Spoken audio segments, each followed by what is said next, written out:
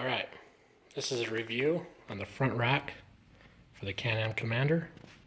This should fit on all Can-Am Commanders from 2011-2018. I got this one used, so I did not have instructions for it. This part is very easy, self-explanatory. If you saw my video on the light guards, it's the exact same for these. It just kind of falls right into place. Now, Can-Am stuff is usually pretty difficult to put on. Everything is just measured in such a way that everything is such a tight fit. So right here is where my nightmare began with these. Again, I had absolutely no instructions. I didn't really know what I was getting into. It seems pretty simple. There's two bolts here. You take them off. You slide this in. This has some oblong holes in it. You put it in there loose. Attach it to this front bumper. Make sure it lines up good. Then you go back in and tighten these up. Well, it's not as easy as you think. The issue was right back here on the machine, there is a binding plate. Now what that does is you got your roll bar here, and you got the other part of your roll bar underneath, and this attaches.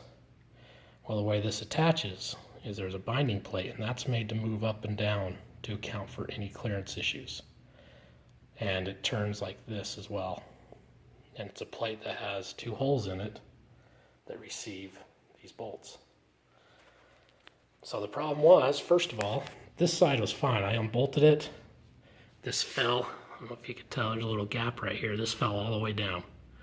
So that was about 1/4 of an inch, 3/8 of an inch of a gap that this fell down into. So now I'm 3/8 of an inch off here. But the real nightmare became this side. When I unbolted this one, this piece jumped out and came down and actually landed on my fender. I don't know if it's because this is a 2013. I did this just a couple months ago. Maybe I had some tweaking issues. The more I looked around and asked the dealer about it, they said it's pretty common to have fitment issues from the factory. All machines do, no matter what brand you have. But this one, all of that came out in this. So I had to take my windshield off completely. I had to put a strap from here over to here. So I strapped the whole thing, and I had to bring that closer. Now I tried everything in my power to get this part from here back up into here. I couldn't do it. I was lifting right here. I put a jack stand underneath it with a piece of wood trying to lift it up. I couldn't get it. So what I ended up doing was taking off that side again, getting this one back up in place, and I struggled. It actually took me about 3 days just to deal with this part right here. So after a couple days of working on it for a little bit and getting frustrated, throwing my tools, wondering why it has to be so difficult, I took a little break, and I decided that these bolts should probably be replaced because I was trying to jam them in there when I finally got it lifted up and tried to put it in place. So I actually ordered 4 new bolts, which if you buy this brand new, it'll come with new bolts for this.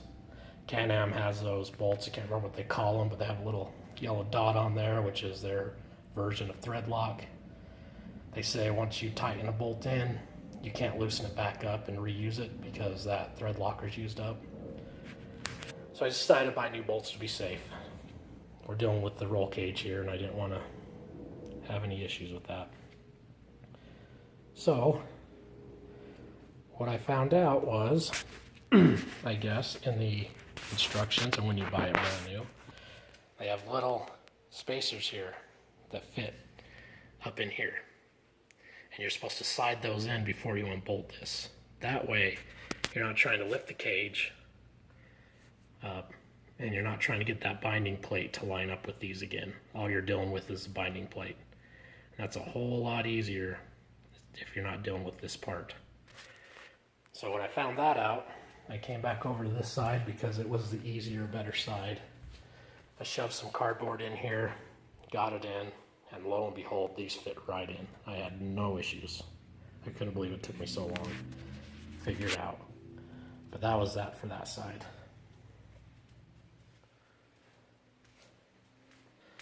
So this side again was another story because it was so far out.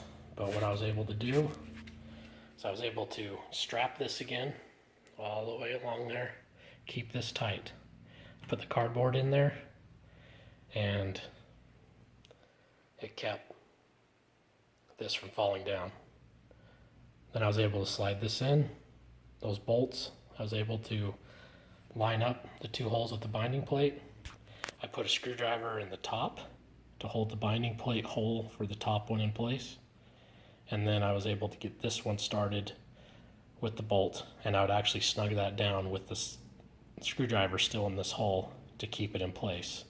Once I was a little bit snugged down, I was able to pull the screwdriver out, put the top bolt in, and it lined right up, tightened them both in. Everything was good.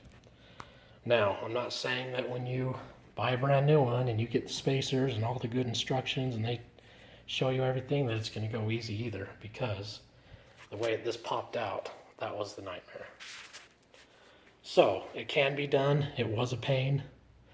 I heard a lot of dealers, if you buy this stuff when you first buy your machine, before it leaves the dealership, they will install this stuff for you for free, usually.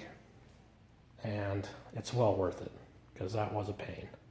I missed a couple of rides because it was down, and just kind of made me mad. It looks so easy, but it's not. But it is well worth it. It makes the front end look really good. I will probably never use this as a rack. Like I said, I got it for a good deal. A guy had it on his machine, and he wasn't getting any extra as a machine when he was selling it, so he took everything off. And I happened to be able to buy this stuff for less than half price. So I put it on. Like I said, strictly for looks. Again, I'm pretty particular. I don't want to ruin this finish on here if I put anything on there. So every once in a while I throw a bag on there, but that's just for storage wise in my garage. So anyways, that's the review and I guess somewhat tips on how to install the front rack. It makes a great addition to the machine. If you guys have any questions, please comment below. I will answer anything that I can, and I give more detail if needed. And I think I'm going to go through, and I'll probably do a review for you guys on the radio. It's hard to see because of the lighting in here, but I have a belt temperature gauge, which is a very nice thing to have, I think. I concentrate a lot on that. Before, I drove this for 4 years without it and never worried about my belt temp, but now that I have that, I'm constantly looking at it. I don't know if that's a good thing or a bad thing, but it does give you information about what your machine is doing. So anyways, if there's anything else you guys would like to know, please let me know, and I will answer anything I can. And thanks for watching.